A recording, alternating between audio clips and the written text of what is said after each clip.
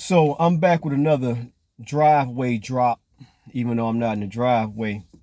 But so this week in the world of news, the special counsel, last name Hur, appointed by Garland Merrick, has decided that the piece of shit in office should not be charged for having classified documents. Meanwhile, as we know, former President Trump has over 40 indictments for having classified documents in his private possession. Nothing for Joe Biden. 40 counts, indictments for the former sitting President Trump, who had documents at his home, under lock and key, mind you. And my conversation, as usual, is for black folks, brown folks that come from where I come from. No offense to nobody else, but I'm talking to us. Because here now you have a clear example of what we know, and I'm talking to black folks, what we know as at least a two-tiered justice system in America that has historically, consistently, to present day, treated black and brown people different than the so-called majority in the country. Prime example where the laws and the treatment and the prosecution of said laws is totally different for us than it has been for other people. And now you bear witness to it being done to former President Trump. Here it is. Joe Biden had records, secret level documents in multiple homes, multiple places, the library, Delaware, Pennsylvania, dating back to the 70s, 73, when he was a senator. And in no way, shape, or form should he have had those documents. How did he get the documents? Why did you have top secret level documents when you were not the vice president? How does that work?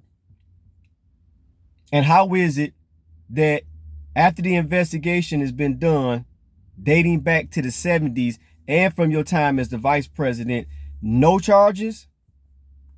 Nothing? And they even go as far as to say he should not be charged because he's an elderly old man whose memory is slipping?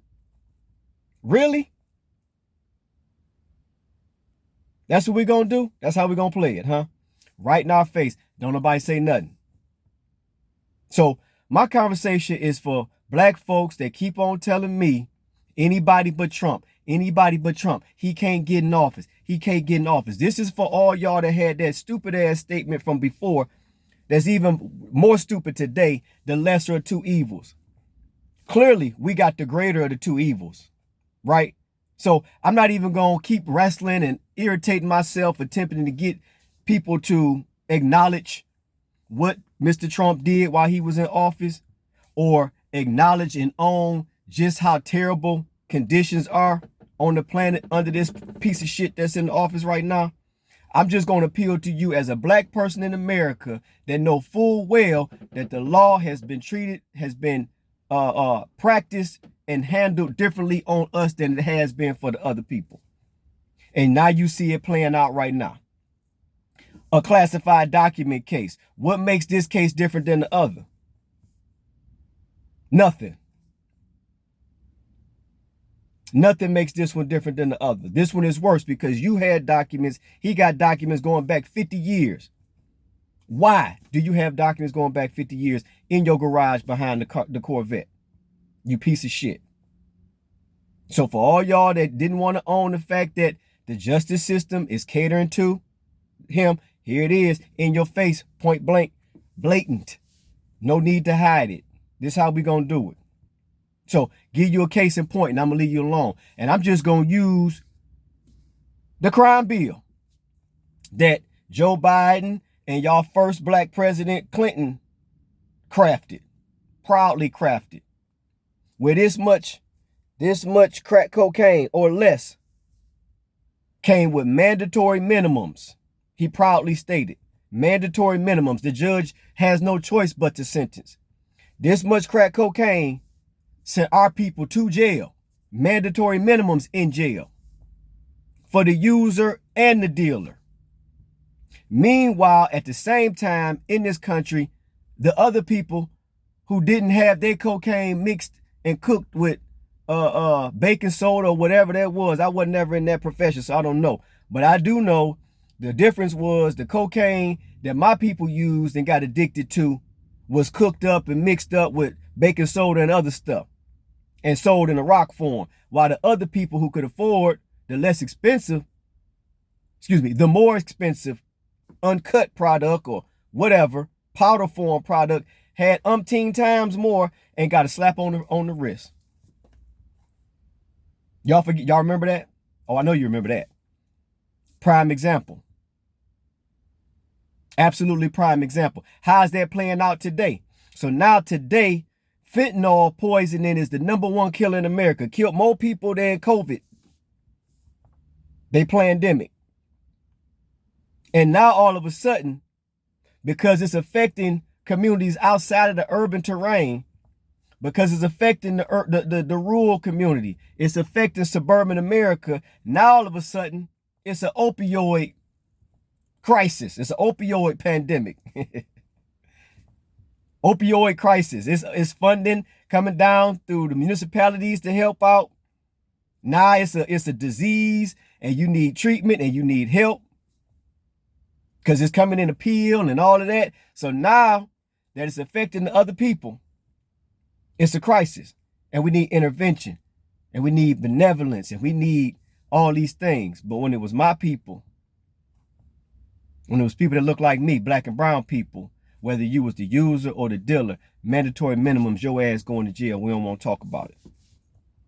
So all again, I'm just appealing to people look like me, come from where I come from. You don't have to agree with my political position, right? And let me direct the record be really clear. I'm not a Republican because the dumb shit the Republicans doing, I don't agree with. Nor am I a Democrat because needless to say, I'm a Trump supporter. Yeah, I'm an avid supporter of Donald Trump because he has proven to be the #1 enemy to both sides of the aisle. And if you know anything about how this world works and how this country has worked, when you're the enemy of the state, you must be doing something that's going against the grain. You're not agreeing. You will not comply. He will not capitulate. And even after all these trials, he still ain't quit. So ask yourself, you rich. He's a rich white man in America. He's been rich for 40, 50 years. Ever since you known him, he's been rich. All over the planet doing shit. Rich. Multi-millionaire. On the way to being a billionaire. Possibly a billionaire. Who knows? Who gives a fuck? I don't. All I know is he rich. And after all this hell and high water, he could have easily just tapped out and went back to being a rich white man on the planet Earth and been okay. So the question is, why is he fighting? And why do they hate him so bad? And why are they willing to blatantly disregard the law and blatantly treat him differently than they treating this other guy? As a black person in America, ask yourself that question. And then ask yourself in the mirror, are you really on the right track when you keep saying anybody but Trump despite what's going on? I'm gone.